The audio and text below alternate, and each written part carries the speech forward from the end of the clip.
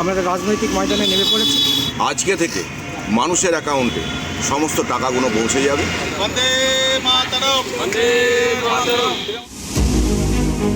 লোকসভা নির্বাচনের প্রাক্কালে কলকাতার ব্রিগেড প্যারেড গ্রাউন্ডে আগামী 10ই মার্চ জনগর্জন সভার ডাক তৃণমূল সুপ্রিমোর।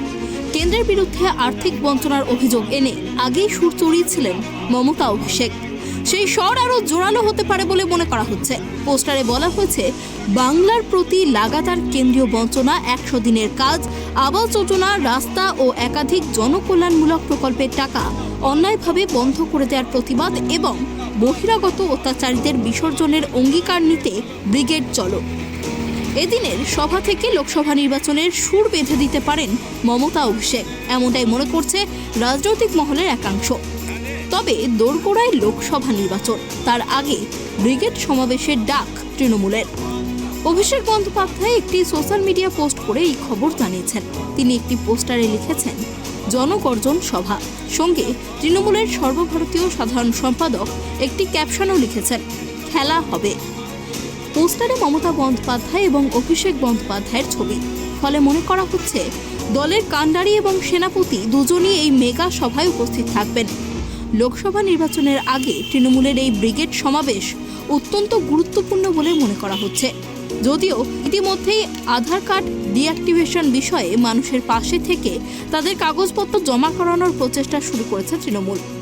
সব মিলে লোকসভার আগে তৃণমূলের কর্মী সমর্থকদের আরও একবার পুনরুজ্জীবিত করতে এই প্রয়াস বলে মনে করছেন বিরোধীরা।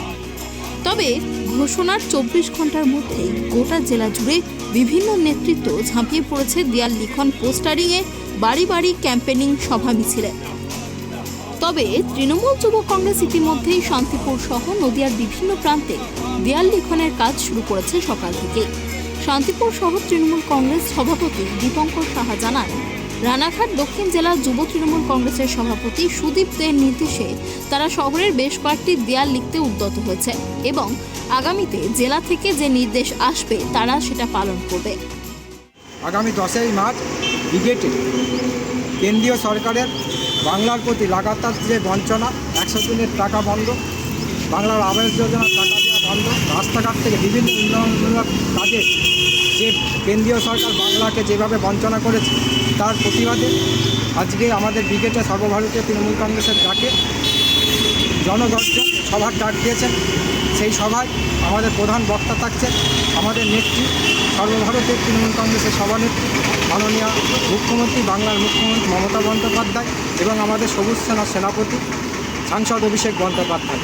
আজকে নদিয়া দক্ষিণ রানাঘাট জেলার তৃণমূল যুব কংগ্রেসের সভাপতি সুদীপ দের নির্দেশে আমরা শান্তিপুর শহর তৃণমূল যুব কংগ্রেসের পক্ষ থেকে আমরা দেয়াল লেখার মাধ্যমে আজকে যাতে শান্তিপুরে আপামর যে তৃণমূল কংগ্রেসের যে সৈনিকরা আছে তারা যাতে আগামী 10 তারিখ, মার্চের 10 তারিখ সকাল 7:30 ট্রেনে দলে দলে আমরা ব্রিগেডের এই সভায় যোগ দেব।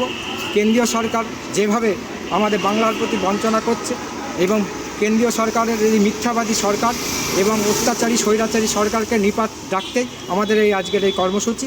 আজকের দিন থেকে আমরা যে সামনে লোকসভা নির্বাচন, সেই লোকসভা নির্বাচনে আজকে আমরা শান্তিপুর শহর তৃণমূল যুব কংগ্রেসের পক্ষ থেকে পথের আমাদের রাজনৈতিক ময়দানে নেমে পড়েছি।